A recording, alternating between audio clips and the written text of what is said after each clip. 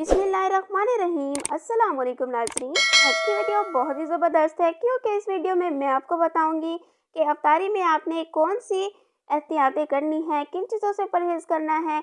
सबसे पहले मैं बात करूंगी कि पकोड़े, समोसे और इन जैसी दीगर चीज़ें खानी ही हो तो हफ्ते में एक दिन के लिए मखसूस कर दें कि यही आपकी सेहत के लिए बेहतर है। इन चीज़ों को हर रोज़ खाने से परहेज करना है। दूसरे नंबर पर है कड़क चाय, कॉफ़ी, सॉफ्ट ड्रिंक या इस जैसी दीगर मशरूबात से भी परहेज करना है। इसके अलावा मसाला जात और तेज़ मिर्च खाने से परहेज करें।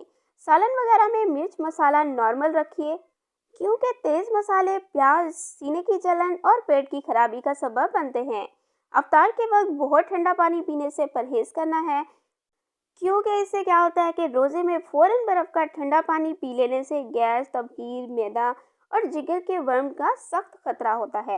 इसके अलावा लास्ट में मैं आपको बताऊंगी कि अफ्तारी में खाना कम खाएं क्योंकि सारा दिन भूखा रहने के बाद अगर आपका जिस्म यकदम बहुत ज़्यादा ग़िज़ा हासिल कर लेता है तो ये पेट में गैस पैदा करने समेत मैदे के दीगर अमराज को जन्म दे सकता है।